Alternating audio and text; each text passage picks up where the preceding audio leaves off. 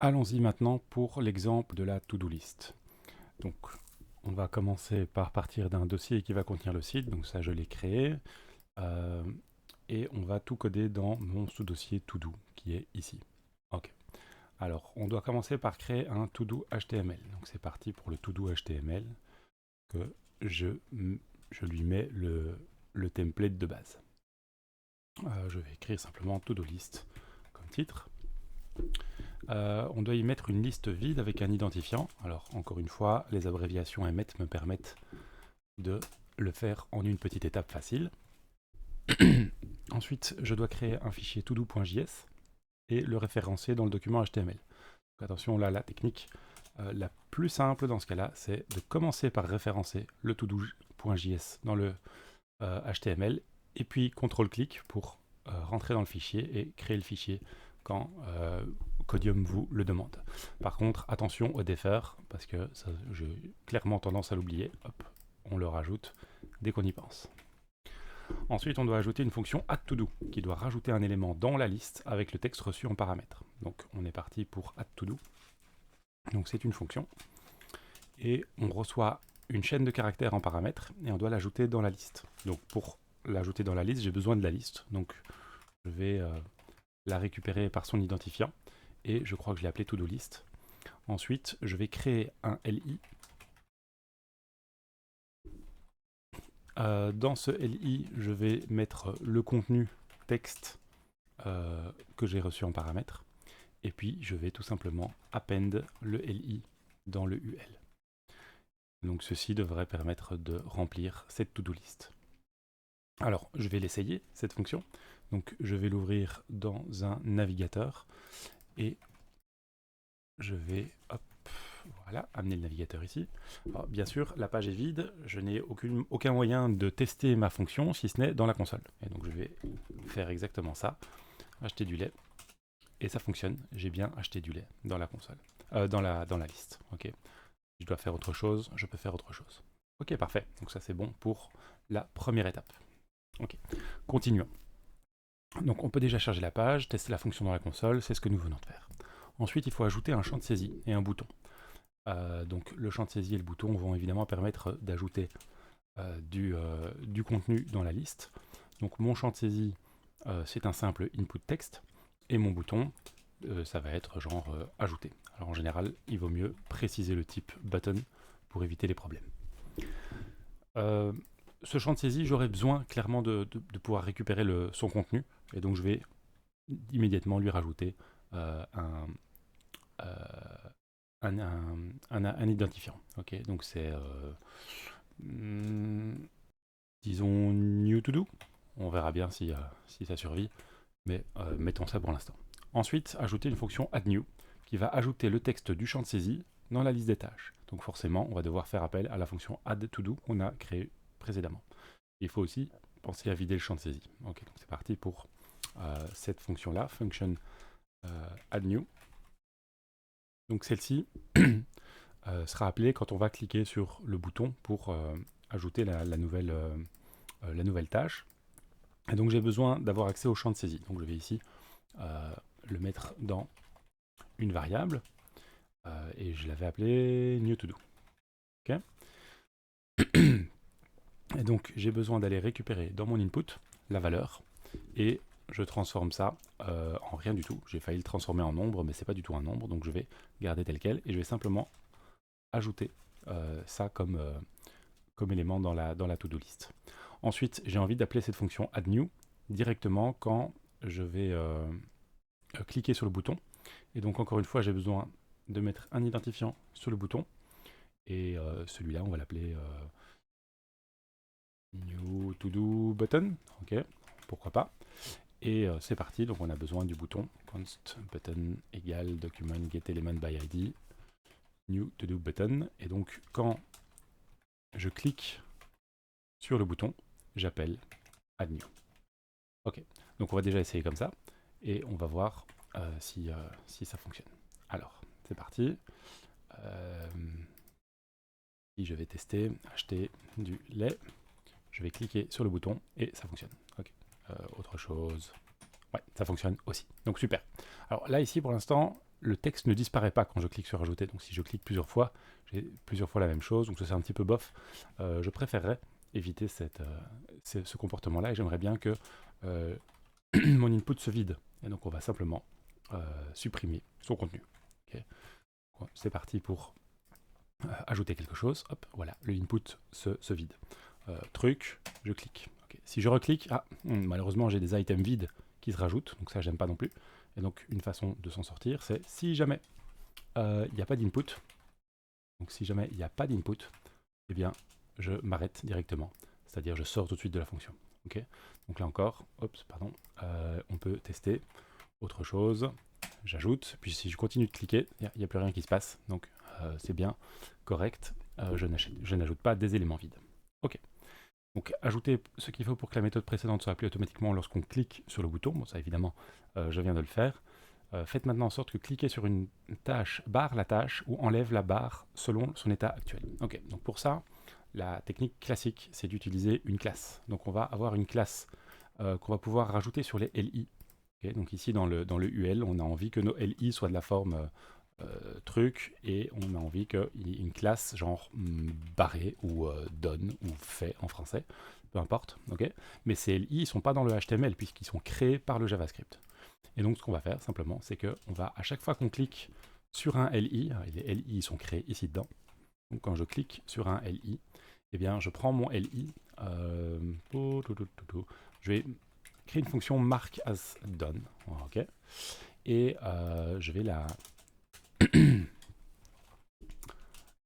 définir ici au-dessus, et donc je reçois l'événement en paramètres, et donc je veux que sur ma target, j'ai une classe de done qui se rajoute.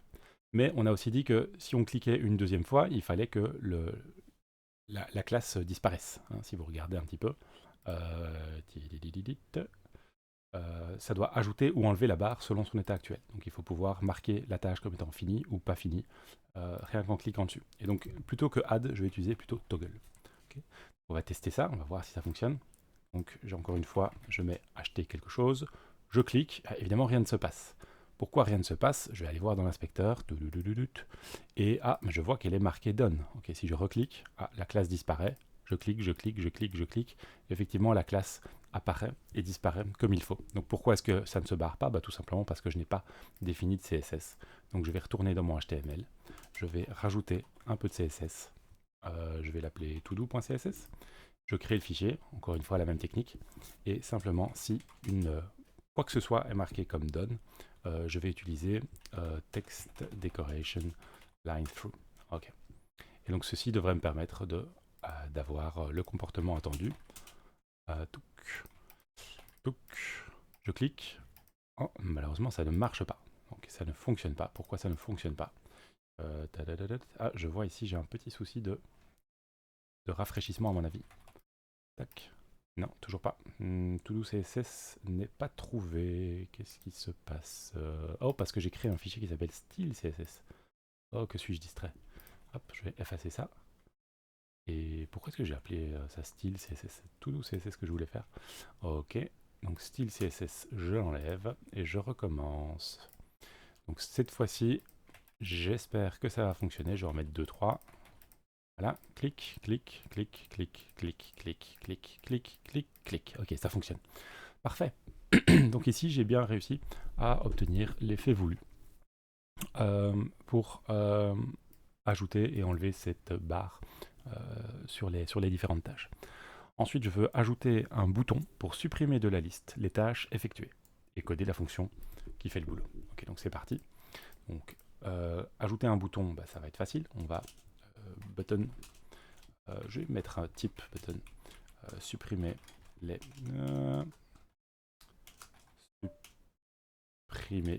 tâches déjà réalisées. Ok, par exemple. Et donc je vais lui mettre un identifiant et je vais l'appeler clear done button, pourquoi pas. Et maintenant je vais dans mon JavaScript et je vais rajouter un clear done button, document get element by id. Et quand je clique dessus, eh bien je veux remove ou clear done tasks. Okay. Je ne suis pas sûr que ce soit idéal comme nommage, mais on va faire ça comme ça. Okay. Donc clear done button, add event listener, click, clear done tasks. Non, tasks. Ok. Et donc maintenant l'astuce ça va être de effectivement coder cette fonction là. Et comment est-ce qu'on va faire? Eh bien en fait ce qu'on veut récupérer sont tous les LI qui ont eu déjà la classe done sur eux. Et c'est une façon assez simple de le faire, c'est de partir du UL et je vais faire un query selector all et simplement récupérer tous les LI dont la classe est done. Okay. Et tout cela, je vais les supprimer. Okay. Donc je vais faire une boucle dessus. For let off, li off. Voilà. Et je vais faire li.remove. Okay. Et on va tester, on va voir si ça fonctionne. Alors c'est parti. Donc je viens ici, j'écris des tâches. Top. Top. Hop. Voilà. Je clique. Je supprime les tâches déjà réalisées. Yeah, ça fonctionne. Ok. Je marque tout, je supprime tout et super, ça fonctionne. Alors, pour illustrer un problème qui pourrait arriver, je vais montrer une autre façon de faire. Donc ici, ceci est évidemment très bien. Hein. Je vais le mettre en commentaire toutefois et on va tester autre chose. Okay. Donc une autre chose qu'on pourrait avoir envie de faire, c'est de repartir de la liste et de parcourir la liste. Donc je repars de la liste et je parcours la liste, mais en utilisant la propriété children. Et avec cette propriété, je vais simplement tester. Est-ce que mon LI, dans sa classe list, contient la classe done? Okay. Si oui, je supprime le LI. Donc on a envie de dire, bon, ça devrait marcher également. On va essayer. On rajoute quelques tâches. Je clique, je clique, je clique. Je rajoute quelques tâches et j'essaye de les effacer. Okay. Si j'en efface une, ça fonctionne. Si j'essaye de toutes les effacer, malheureusement, ici, j'ai un problème, puisqu'elles ne sont pas toutes parties. Okay, donc je reclique, malheureusement il en reste encore une, elle a la peau dure celle-là, hein, et enfin elles sont toutes parties. Alors qu'est-ce qui s'est passé? Donc ici le problème est le suivant, c'est que la liste ici retournée par children, si vous regardez, c'est un HTML collection. Okay, et si vous allez voir la documentation, vous allez apprendre que cette HTML collection est en fait ce qu'on appelle une live collection. Je ne sais pas comment traduire ça en français, mais c'est une collection qui se met à jour automatiquement au fur et à mesure qu'on la modifie. Et donc à chaque fois qu'on supprime un élément, eh bien elle est supprimée, donc cet élément-là est supprimé de la liste children ici. Et donc ça a pour effet, comme la boucle for essaye d'avancer dans cette liste children, ça a pour effet de zapper un élément sur deux. Si on essaye de supprimer deux éléments d'affilée, eh bien, il y en a un sur deux qui va être zappé dans l'histoire, et donc ça ne va pas tout supprimer. Okay, donc, une façon de s'en sortir, c'est évidemment d'utiliser l'autre solution avec le query selector que j'avais montré juste au-dessus. Une autre façon de s'en sortir, ça va être de transformer cette live collection en une liste, ou en tout cas une collection qui n'est pas live. Et donc une façon de faire, c'est simplement de transformer ça en tableau. Et ça, c'est une façon de le faire. Okay, donc ceci dit quoi? Ça dit que on va, au moment où on va exécuter ceci, c'est-à-dire au début de la boucle for, on va regarder tous les enfants et on va itérer dessus. C'est-à-dire, c'est ces trois petits points ici, ça permet d'itérer sur tous les enfants et ça crée une nouvelle liste, un nouveau tableau contenant tous ces enfants-là. Et donc maintenant, on a un nombre d'enfants qui est fixe, un certain nombre d'éléments qui sont fixes, et puis on va pouvoir itérer dessus sans problème et les supprimer les uns après les autres. Okay, donc ça, c'est une façon de s'en sortir. On peut retester pour vérifier. Okay, je sélectionne tout, je supprime, et cette fois-ci, ça fonctionne. Okay, donc voilà une façon de s'en sortir. Une autre manière de s'en sortir, ça serait par exemple de parcourir la liste à l'envers. Ça marcherait aussi. Donc si vous prenez les children ici, ce n'est qu'une espèce de liste qu'on peut itérer et on peut la parcourir à l'envers. Donc si on part let i égale, et alors je pars de la longueur -1 et je vais jusque 0 en allant à reculons. Okay, donc je pars de la fin et je vais jusque 0 et simplement je les supprime dans cet ordre là. Et bien normalement ça devrait fonctionner également. On va tester ça tout de suite. Hop, hop, hop, je clique, je clique, je clique, je clique, je supprime. Boum, ça ne marche pas. Donc qu'est-ce que j'ai fait? LI is not defined, donc ça j'ai probablement fait une petite bêtise dans mon code, j'étais un peu vite. Oui, j'ai pas de LI évidemment puisque j'ai utilisé I maintenant pour parcourir, donc j'ai besoin de récupérer ul.children. Hop, I. Voilà, donc ceci me permet de récupérer mon LI. Allez, je recommence encore une fois. Voilà, j'en mets 3, ça devrait suffire, je supprime, et cette fois-ci ça fonctionne. Ok. Donc voilà, vous avez vu comme ça 3 possibilités pour le faire. Évidemment, moi je suggère plutôt la première, mais enfin, chacun fera comme il l'a envie ici. En tout cas, c'est important de connaître cette technique. Alors, ayant fait ceci, il y a peut-être quelques petites choses qu'on pourrait essayer d'améliorer. Une chose, par exemple, c'est si je rafraîchis la page et que je commence à taper, malheureusement, rien ne s'affiche. Pourquoi? Tout simplement parce que mon input n'a pas ce qu'on appelle le focus, c'est-à-dire ce n'est pas l'élément qui a le curseur, donc on ne peut pas taper dedans directement.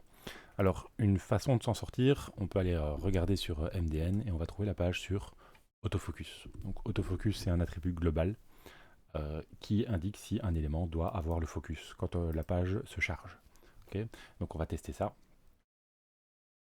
Et on va mettre le autofocus sur notre input. Donc, ici, le input, il est ici. Donc, autofocus. Et maintenant, je retourne sur la page, je recharge, et à chaque fois que je charge, je peux cliquer sur recharger. Vous voyez qu'ici, l'input possède le focus. Donc ici, il n'y a pas le focus parce que j'ai cliqué en dehors, je recharge, et hop, l'input possède le focus. Donc ça, c'est une façon d'améliorer un tout petit peu l'utilisabilité de la page, puisque maintenant, je peux directement taper, et... Ah, par contre, je ne peux pas taper sur Enter. Donc ça, c'est un autre problème qu'on pourrait avoir envie de régler. C'est au moment où je tape sur Enter, j'aimerais pouvoir ajouter la to-do, la chose à faire. Okay, donc là, pour l'instant, je suis obligé d'aller cliquer ou éventuellement, avec mon clavier, de Tab et puis cliquer sur le bouton avec le clavier. Ça marche, mais c'est un petit peu moins agréable que juste taper Enter. Ok, comment est-ce que je pourrais faire en sorte que ça fonctionne quand j'appuie sur Enter?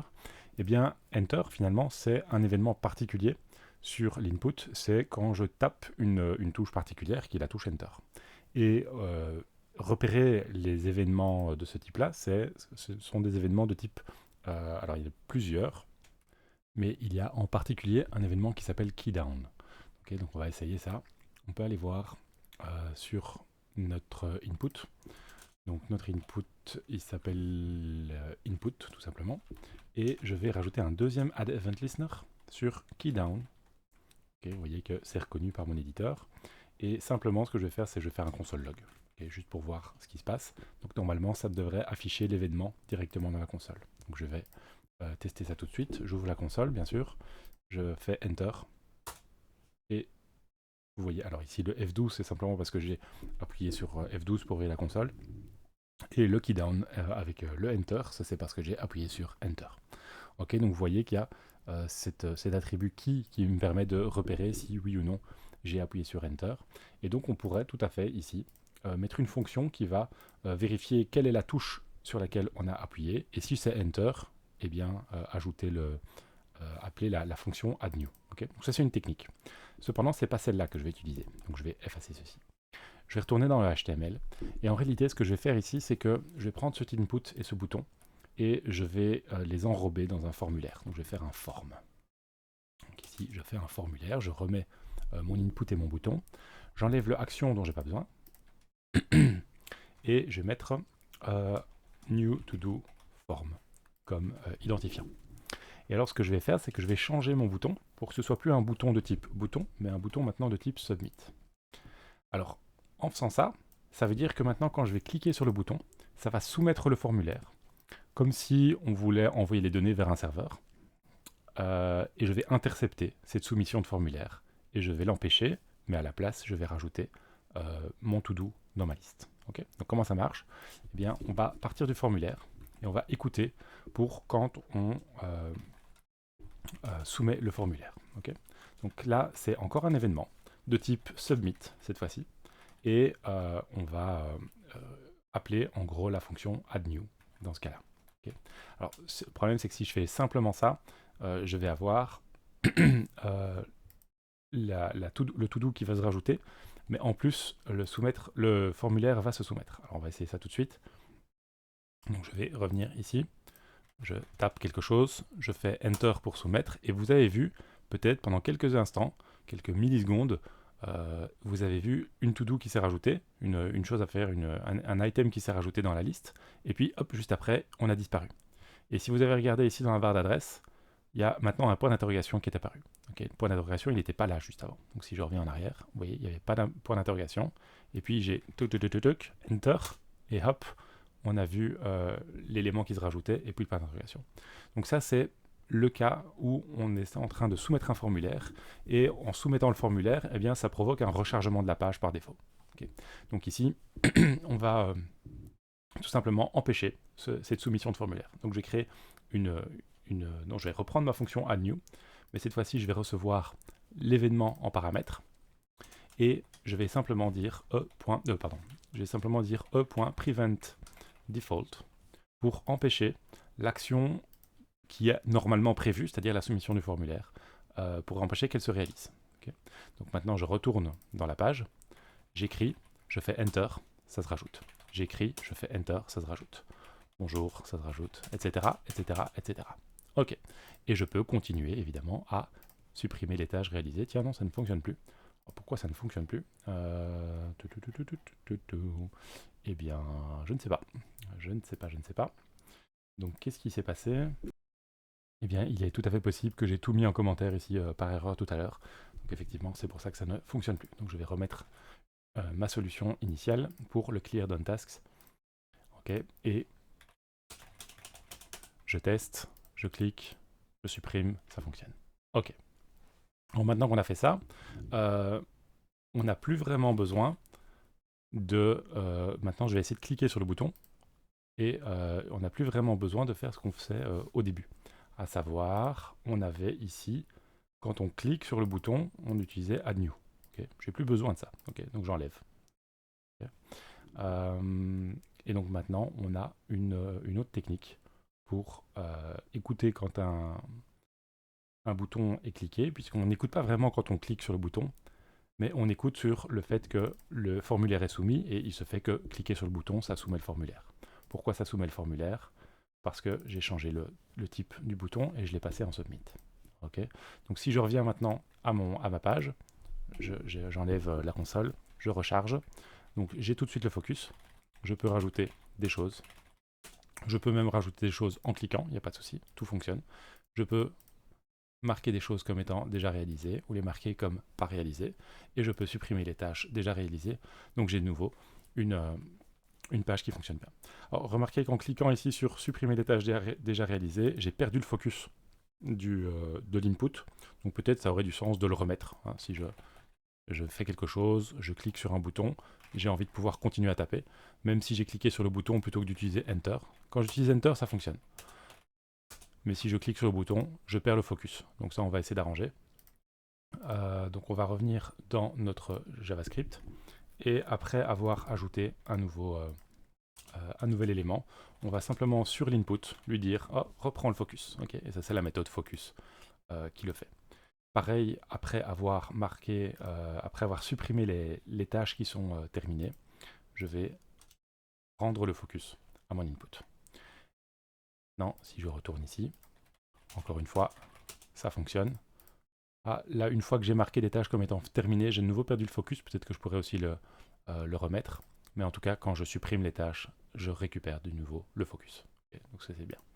Et si vous voulez remettre le focus après avoir marqué une tâche comme étant terminée, vous pouvez évidemment, ici dans Mark as done, rajouter input.focus pour donner le focus.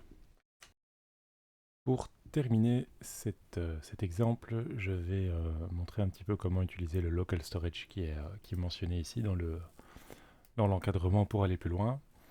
Et donc, c'est parti, on va voir comment ça fonctionne. Donc ici, pour l'instant, je suis sur ma page. Si j'écris des précieuses tâches, je les rajoute. Et puis que malheureusement, je recharge la page, boum, toutes les tâches ont disparu. Donc ça, c'est le problème, et c'est le problème qu'on va essayer de résoudre. Donc, on nous dit d'utiliser le local storage. Donc, je vais aller dans la console, et on va taper local storage. Et on voit que c'est un storage qui, pour l'instant, ne contient rien. Okay, il n'y a rien du tout dedans. Alors, comment est-ce qu'on peut mettre des choses dedans? Eh bien, on utilise la fonction setItem. Et set item permet de... C'est un peu comme un dictionnaire en Python, c'est une espèce d'endroit où on peut sauver des informations. À chaque clé, on va pouvoir associer une valeur. Okay. Et c'est spécifique à notre site. À notre site, dans un certain sens que je ne vais pas préciser maintenant. Donc, petit exemple, si je mets name et que je mets NRI, ok, alors rien n'est retourné, mais je peux plus tard aller récupérer le name et j'obtiendrai NRI en retour. Ok, donc ça c'est relativement simple.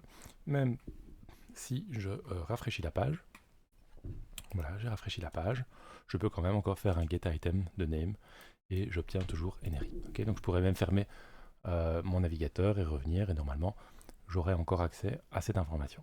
Alors si vous voulez en savoir plus, vous pouvez aller dans l'onglet Storage de votre navigateur, dans votre outil du développeur, et vous allez normalement retrouver toutes ces informations.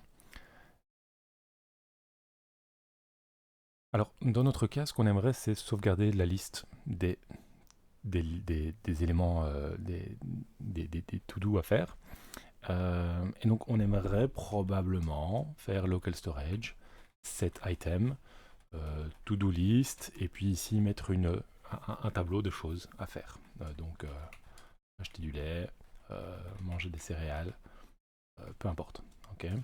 Alors si je fais ça, bon d'accord, je vais voir dans local storage, et je le vois déjà ici, que à côté de to-do list, j'ai quelque chose, mais c'est pas vraiment ce que je voulais. En l'occurrence, j'ai une chaîne. Alors on va essayer de le récupérer. On va faire local storage, get item, to-do list. Et vous voyez que j'ai récupéré une chaîne de caractères. Donc ça c'est un petit problème, c'est parce qu'on avait mis un tableau en entrée, et malheureusement ça a été converti en chaîne de caractères. Donc ça il faut savoir que le local storage ne permet pas d'enregistrer des informations complexes, donc ça permet juste d'enregistrer des chaînes de caractères. Donc une façon de s'en sortir, ça va être, évidemment on pourrait récupérer cette chaîne de caractères et simplement repérer les virgules et casser la chaîne au niveau des virgules pour obtenir de nouveau un tableau. Alors ceci est faisable, mais pose un problème au cas où dans ma to-do list j'aurais déjà des virgules. Okay, parce qu'évidemment si j'ai un de mes items qui contient une virgule, eh bien ça va être cassé en plusieurs items au moment de relire la liste. Okay, donc ça c'est pas une super idée. Et donc on va utiliser une autre technique qui est d'utiliser un format de données qu'on appelle JSON, donc JSON, et qui est un format textuel des données qui ressemble très très fort à la notation JavaScript des objets et des tableaux. D'ailleurs, le nom JSON veut dire JavaScript Object Notation, donc ça va ressembler à du JavaScript, mais ça sera une pure chaîne de caractères. Okay, donc on va faire ça, et on va aller coder tout ça. Donc ici, je reviens dans mon JavaScript, et à chaque fois que je fais quelque chose avec ma liste, je vais avoir envie de la sauver dans le local storage. Okay, donc je vais créer une fonction save to local storage que je vais appeler quand je modifie ma liste ici, quand j'ajoute un élément ici, quand je marque un élément comme étant terminé ici, et voilà. Ça c'est les trois endroits où je suis en train de modifier ma liste, et donc dans chaque cas, je vais sauver dans le local storage. Okay. Donc ici, function, save to local storage, et maintenant ce que je vais faire, c'est récupérer ma liste. Donc je vais prendre mon UL, avec tous ces petits enfants, et je vais tout simplement en créer un tableau que je vais transformer en JSON. Okay. Donc ici, je vais prendre mes children. Alors je vais essayer de faire ça peut-être un petit peu dans la console pour voir ce que ça donne. Alors je vais quand même ajouter des tâches, sinon on ne comprend rien. Voilà, donc je prends mes children avec ces petits LI et je vais récupérer. Alors je vais d'abord essayer de le transformer en JSON directement. C'est JSON stringify. Et on voit que ça donne ceci. Alors c'est pas exactement ce que je veux puisque j'ai pas le contenu de mes to-do items, et donc je vais d'abord transformer ça en tableau. Okay. Donc une façon de faire, c'est de parcourir Children et de récupérer le text content de chacun pour en faire un tableau. Okay, donc on va faire ça comme ça. On va, je vais le faire ici dans JavaScript. Donc je vais créer un tableau ou une liste. Const res égale rien du tout. Et alors pour chaque li, eh bien je vais rajouter le li.textContent directement dans mon res. Okay, et je vais retourner, donc je ne vais pas retourner, mais je vais utiliser maintenant ce res. Okay. Alors ça, je vais le transformer peut-être en fonction quand même. Je vais faire un return res et je vais mettre tout ça dans une fonction qui va s'appeler getAsArray, quelque chose comme ça. Voilà, comme ça, ça va me permettre de get to-do list as array. Ok, donc ça va me permettre de récupérer ma to-do list sous forme d'un tableau. Okay. Et c'est ça que je vais stringifier et que je vais mettre dans mon local storage. Okay, donc local storage .setItem to-do list. Et comme ça, j'ai mon mon local storage qui va contenir toujours ma to-do list. Ok, on va tester. Je reviens ici. Donc je mets des choses dans la to-do list. Coucou, voilà. Et je vais regarder ce qu'il y a dans mon local storage. Local storage to-do list. Alors je ne vais pas le faire comme ça, je vais le faire avec getItem comme j'avais fait tantôt. To-do list, voilà. Et je vois que j'ai effectivement une chaîne de caractères qui commence par single quote, mais cette chaîne de caractères contient maintenant ce qui ressemble être un tableau. Okay. Alors comment récupérer le vrai tableau à partir de cette chaîne de caractères? Parce que pour l'instant je ne peux pas faire crochet 0 par exemple. Hein. Je vais récupérer juste le premier crochet qui se trouve ici et je ne récupère pas toute la chaîne que j'espérais. Donc simplement pour récupérer le contenu, il va falloir utiliser une autre fonction qui est JSON.parse. Okay, JSON.parse va me permettre de récupérer un tableau. Okay, et ce tableau contient exactement tous les to-do items. Donc ça c'est la technique pour récupérer maintenant mes to-do items. Et donc, quand est-ce que je vais pouvoir récupérer mes to-do items? Ben, c'est simplement au chargement de la page. Donc au moment où la page se charge, au tout début donc, je vais rajouter dans la page, donc pour l'instant quand je recharge la page, boum, j'ai plus rien.